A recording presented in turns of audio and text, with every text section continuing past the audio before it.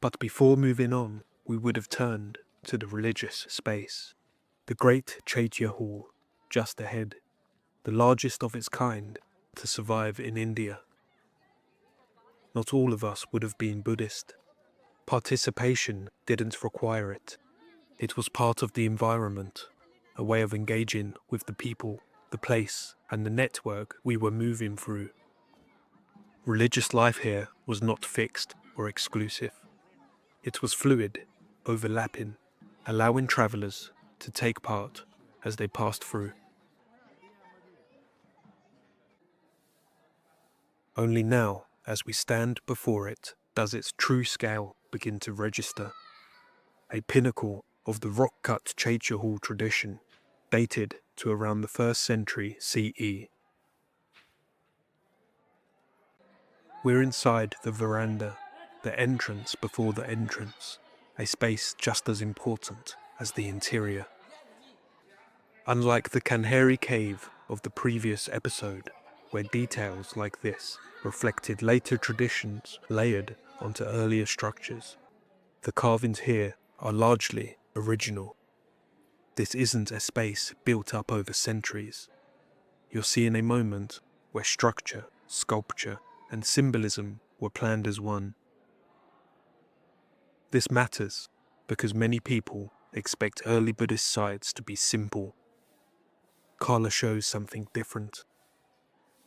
Early Buddhist spaces could be grand, highly decorated, and deeply connected to the social world that created them. Because this architecture was already highly refined and finished, it made later alterations difficult without disrupting the original design. That being said, there are some Buddhas, such as these, which were added centuries later. This great horseshoe-shaped arch above the entrance here served both a practical and symbolic role. It became one of the defining elements of Buddhist Chaitya design, known as the Gavaksha. The design first appeared earlier at sites like Bhaja Caves, the site we will see later in this episode. But here at Karla Caves, it was developed into something far more refined and monumental. We can see Gavakshas all around, here, and here, a style adopted as decoration as much as purpose, a form that gradually evolved into a symbol of spiritual opening. We step inside. The Great Chaitya is not just large, it is designed to feel larger than expected. The narrow entrance opens into sudden expansion. At the end of the hall, the stupa emerges. It is a common misinterpretation to refer to this space as a temple, and that's not quite accurate, even if it feels like one.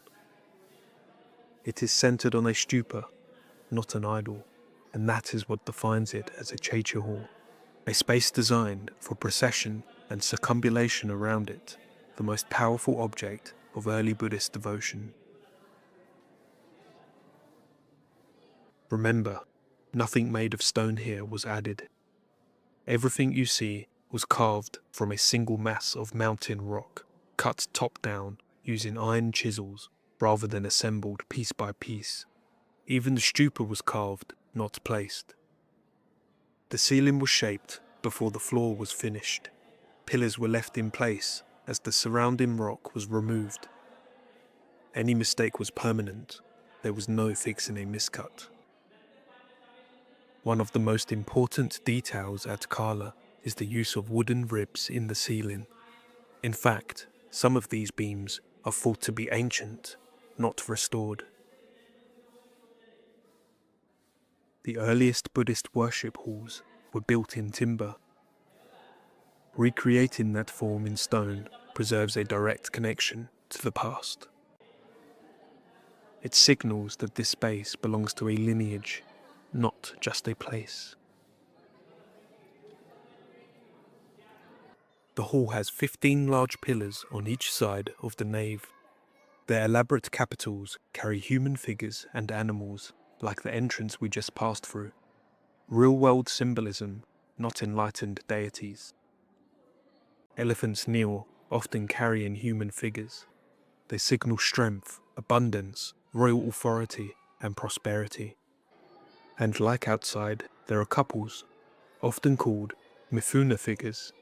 They represent fertility, prosperity, beauty, good fortune, and social flourishing.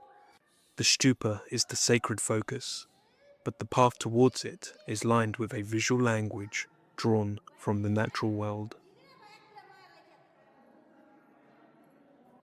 Although most painting at Karla has disappeared, faint traces survive, including this painted image of a later Buddha figure inside the complex. This is significant because it reminds us that the caves were never originally experienced as bare stone alone.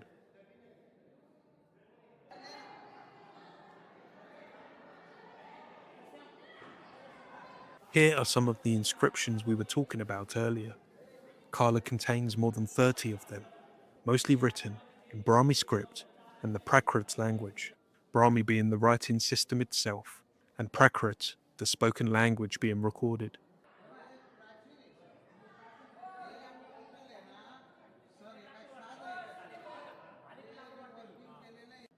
It's worth noting that although the hall feels perfectly symmetrical, minor irregularities exist in spacing. This suggests the builders worked by eye rather than strict measurement. कितनी कितने कितने कितने का है अरे price कितनी My name is Shoaib. My name is DSG. Chocolate boy. My name is Karthik. Cute boy. Hello. Hello guys. Hey, yes, man, I love it. It's Indian gang. You have YouTube channel? So, we've paid our respects to the Chaitya Hall. As traders, we've slept, rested, eaten, and taken water. We are ready to move on.